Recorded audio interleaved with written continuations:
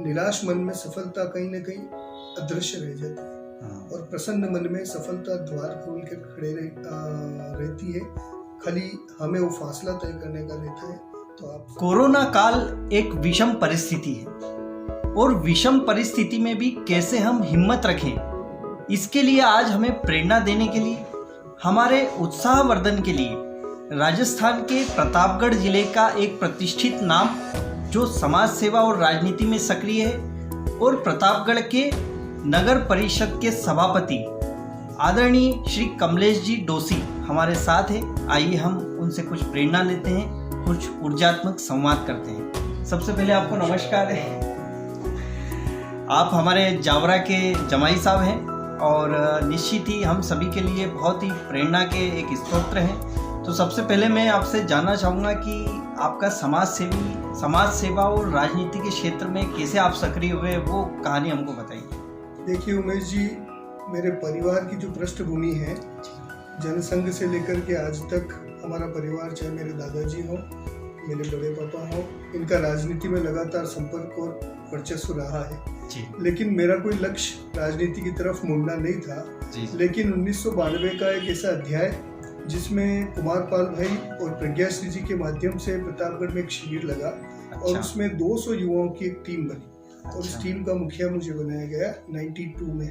और उसके माध्यम से हमने जब 2 साल समाज सेवा के बहुत सारे काम किए, तब निश्चित रूप से राजनीतिक दलों की नजर पड़नी स्वाभाविक थी और मुझे जिस विचारधारा के से मैं प्रभावित था, पार्टी के कुछ पदाधिकारियों ने मुझे भारतीय जनता पार्टी का दायित्व दिया और फिर धीरे धीरे कारवां आगे बढ़ा और मुझे पार्टी के कार्यकर्ताओं का, नेताओं का, बड़े नेतृत्व का, सबका प्यार, स्नेह और खास करके प्रतापगढ़ शहर की जनता का स्नेह मिला और 2005 में मैं पार्षद का चुनाव और पार्टी ने मुझे प्रतिपक्ष का नेता बना करके नगर पालिका में शहर के ज्वलंत मुद्दों के प्रति विरोध करने का जिम्मा सौंपा और 2005 से 10 तक मैंने अपनी जिम्मेदारी निभाई और 10 में जब चुनाव हुए तो पार्टी ने मुझे, जो डायरेक्ट पद्धति से पहली बार राजस्थान में चुनाव हुए थे, तो मुझे पार्टी ने वो सौभाग्य प्रदान किया। नगर पालिका, तब नगर परिषद नहीं थी, हमारी नगर पालिका थी। नगर पालिका का अध्यक्ष बनने का टिकट मुझे दिया और मुझे राजस्थान में जनसंख्या के हिसाब से सर्वाधिक मतों से जीत और स्नेह जनता का मिला। 2010 से 15 का कार्यकाल मैंने शहर की जनता के लिए समर्पित किया। 15 में अप्रत्यक्ष प्रणाली से नगर पालिका अध्यक्ष के चुनाव थे और देखिए विपरीत वातावरण में भी भगवान, धर्म, अध्यात्म के प्रति जो श्रद्धा होती है वो मेरे इस जीवन से जुड़ी हुई है। 2010 से 15 तक जिस समर्पित भाव से मैंने शहर की जनता की सेवा की, शहर की सूरत और सीरत बदलने का प्रयास, बनने का निमित्त मात्र प्रयास किया, तो 2015 में जब आप प्रत्यक्ष प्रणाली से चुनाव हुए तब 14 पार्षद हमारे और 16 कांग्रेस के थे। मैंने भगवान से एक प्रश्न पूछा कि मैंने एक भी ऐसा काम नहीं किया है जिससे मेरा चेहरा होने के बाद भी मुझे बहुमत न मिले। भगवान पे मुझे बहुत अटूट श्रद्धा और भरोसा है क्योंकि हृदय में निश्चित रूप से भारत में विश्वास ही एक ऐसी चीज है, दृढ़ निश्चय एक ऐसी चीज है, विश्वास एक ऐसी चीज है, श्रद्धा एक ऐसी चीज है कि भगवान को समय पर उपस्थित होकर के उसको साबित करना ही पड़ता है। 14 पार्षद होने के बाद भी एक पार्षद अचानक पता नहीं कहाँ से आया, 15 वोट मुझे मिले, 15 कांग्रेस को मिले, फिर लॉटरी हुई और फिर मुझे चेयरमैन बनने का अवसर प्राप्त हुआ। लगातार मैंने 10 साल प्रतापगढ़ शहर की जनता की सेवा नगर पालिका के अध्यक्ष के रूप में की।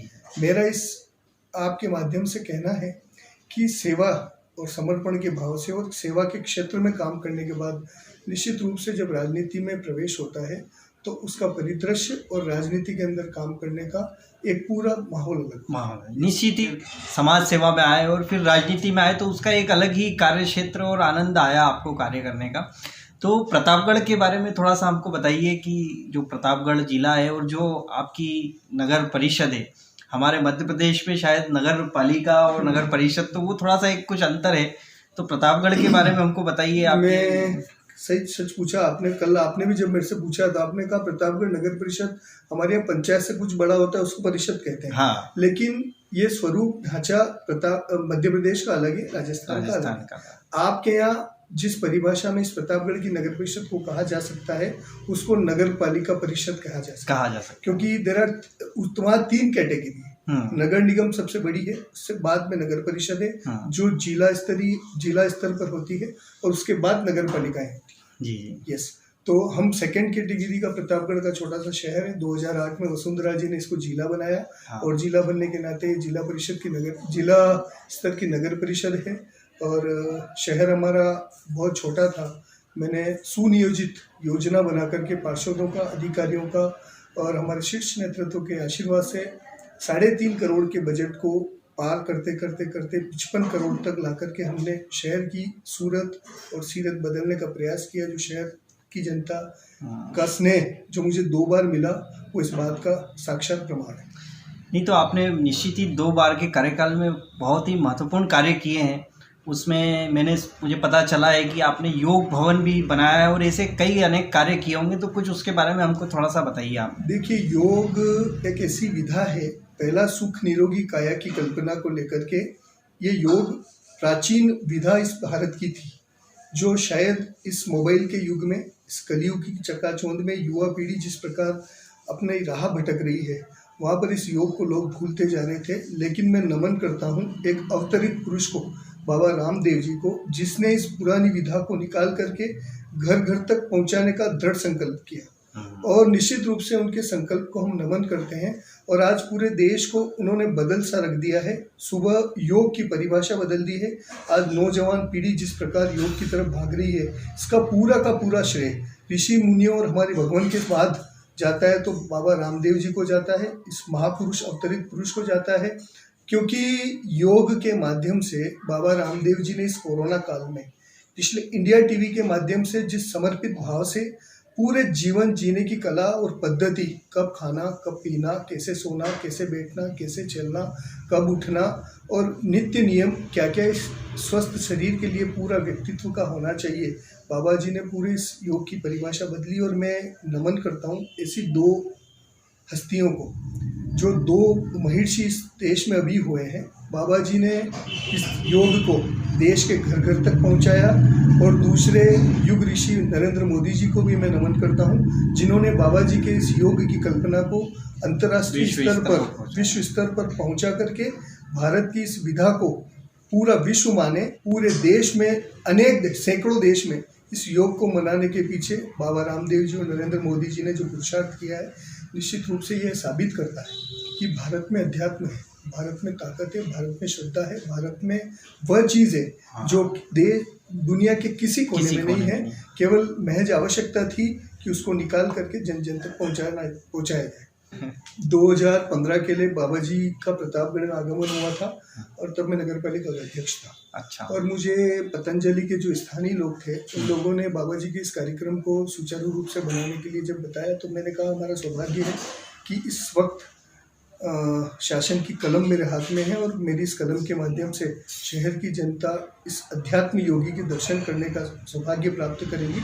उस कार्यक्रम को जिस दिन हमने किया था, उस दिन हमारे स्थानीय तरुणदास जी बैरागी ने कल्पना की थी शहर में एक योग भवन बनना चाहिए। तो उसी दिन से मैंने दृढ़ निश्चय किया था कि शहर में एक ऐसा योग भवन बना करके देंगे। और उसको साकार करने के लिए हमने भूमि इत्यादि नगर परिषद से समर्पित की। और हमारे जो लोकप्रिय सांसद है चंद्र प्रकाश जोशी जी, उन्होंने 20 लाख रुपए की वित्तीय सहायता, मैंने उनसे 5 साल में एक ही चीज़ मांगी।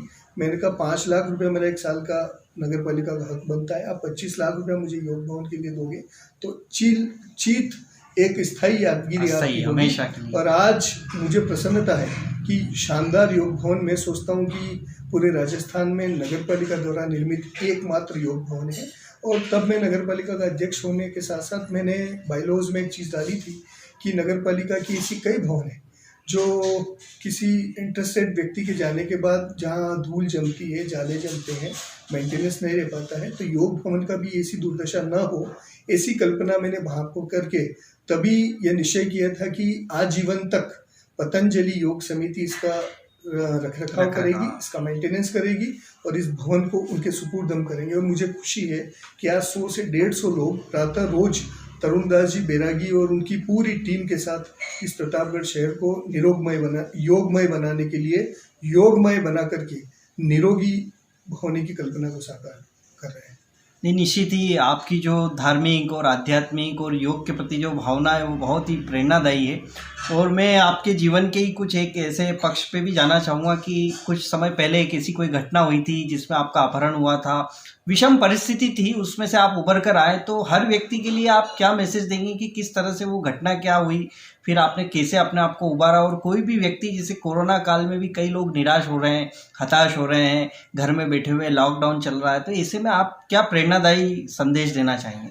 देखिए, हमारे शास्त्र जो हैं वो इतनी विधाओं से भरे पड़े हैं, चाहे वो भगवान कृष्ण द्वारा गीता का सार हो, चाहे जैन शास्त्र हो, चाहे अन्य कोई भी शास्त्र हो। कर्म फल का सिद्धांत जो प्रत्येक शास्त्र में बताया गया है कि कर्म फल का सिद्धांत एक ऐसा अदृश्य सिद्धांत है जिसे प्रत्येक व्यक्ति को जब भी प्रकटीकरण कर्म उदय आता है तब उसको भुगतना पड़ता है। और वो मैंने 3 दिन, अच्छा। आज से ठीक 3 साल पहले, आज से मतलब इन दिनों की बात है मई की, 3 साल पहले जब मेरे साथ इसी दुर्घटना घटी, तब मैं साक्षात रूप से आपको बता रहा हूँ कि 2-2.25 दिन जब मैं पूरा होश हवास में नहीं था।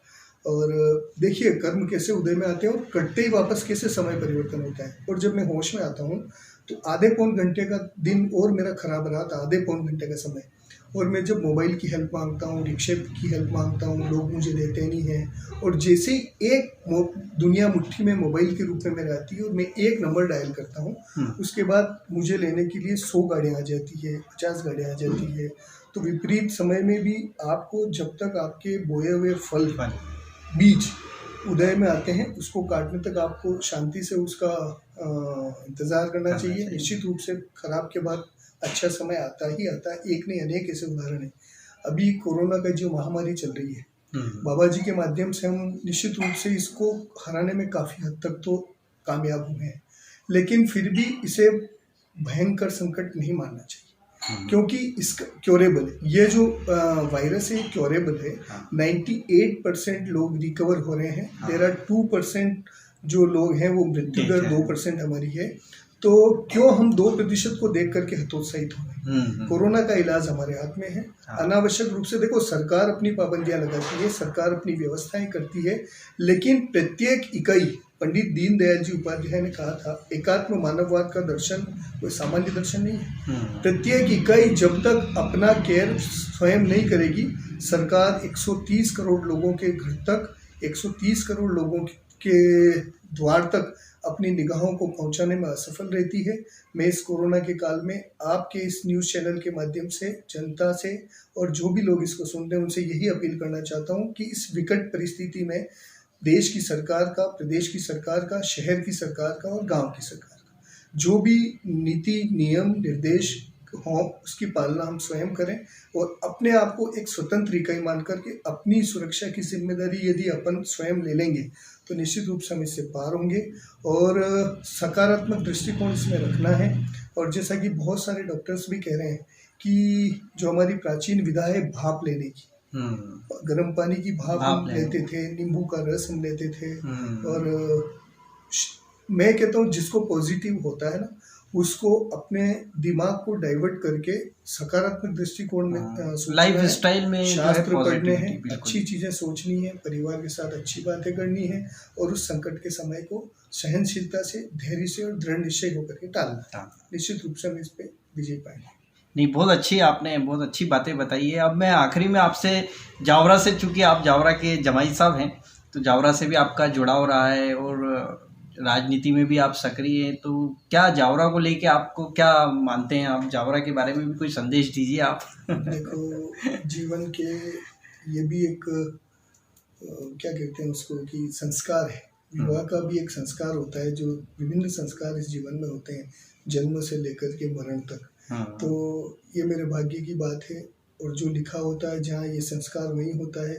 और मेरी शादी 99 में जावरा शहर में हुई और कई लोग मुझे कहते हैं कि भाभी जी के आने के बाद आपके भाग्य में निश्चित रूप से ज़्यादा उछाल आया। तो मैं भी मानता हूँ कि अर्धांगिनी और दोनों मिलकर के भाग्य का फैसला भी करते हैं और उनके भाग्य का पति को भी मिलता है, पति का भाग्य का उनको भी मिलता है। जावरा शहर में मुझे खूब स्नेह मिला और ख़ास करके आप जैसे व्यक्तित्व से मुझे बड़ा ऐसा लगता है कि बहुत देरी से मुझे मिलने का हुआ। और कल जब आपने मुझे आग्रह किया, मुझे आपसे, आपकी माताजी से, आपके परिवार से मिलकर बहुत प्रसन्नता हुई। मैं तो भगवान से यही प्रार्थना करता हूँ कि बाबा जी के प्रति जो मैंने आपकी श्रद्धा कल देखी है, हिंदुस्तान में मैं सोचता हूँ कि ऐसी श्रद्धा बाबा जी के प्रति कहीं नहीं होगी। मैं जहाँ मुझे मौका मिलेगा, मैं तरुण जी के माध्यम से हो या मनमोहन जी अग्रवाल हमारे बाबा जी से हमारे जुड़े हुए उनके माध्यम से हो, क्योंकि उनके एक बाल को आपने योग का, उनके तप का एक प्रसाद मान करके तस्वीर में बड़ा करके उनकी पूजा स्थल पर आपने जो रखा हुआ है, मैं आपकी श्रद्धा को नहीं, निश्चित ही ये जो है श्रद्धा भाव रहता है और आपसे हमको बहुत प्रेरणा मिलती है, क्योंकि आप भी धर्म से बहुत जुड़े हुए हैं और आपकी जो सक्रियता है और जिस तरह से आप राजनीति में आगे जा रहे हैं, तो हम उम्मीद करते हैं, प्रार्थना करते हैं कि आप शीघ्र विधायक, सांसद इस तरह से आगे बढ़ते जाएं और हमें प्रेरणा देते रहें। बस मेरा तो अंत में आपके इस न्यूज़ चैनल के माध्यम से एक ही संदेश है कि सदैव ऊर्जा से भरे हुए रहो, उमंग से भरे हुए रहो, मौके की तलाश में रहो, मन को निराश कभी मत करो, क्योंकि निश्चित रूप से निराश मन में सफलता कहीं ना कहीं अदृश्य रह जाती है और प्रसन्न मन में सफलता द्वार खोल कर खड़े रहती है। खाली हमें वो फासला तय करने का रहता है। तो आप सब अपने जीवन को, जो 84 लाख योनियों को पार करने के बाद मानव जीवन मिलता है, यह केवल एक पुतला नहीं है। इसको पूरा करने के लिए जो 4 आश्रम इस व्यवस्था ने बताए हैं, उन चारों आश्रम के प्रति आप जब बहुत गंभीरता से सोचेंगे, देखो विषय बहुत है, तो मैं तो बस यही कहूँगा कि आप इस जीवन को, जो ये जीवन आपको मिला है, हर दृष्टि से आप इसको सफल बनाने के लिए क्या कर सकते हो वो करना चाहिए। धन्यवाद। यह सुअवसर दिया, यह सौभाग्य दिया, यह आपका स्नेह है और निश्चित रूप से आपका स्नेह सदैव बना रहे और आपके लिए भी मैं भगवान से यही मंगल कामना करता हूँ कि आपका भविष्य सदैव मंगलमय हो, उज्ज्वल हो। धन्यवाद। जय हिंद। प्रणाम।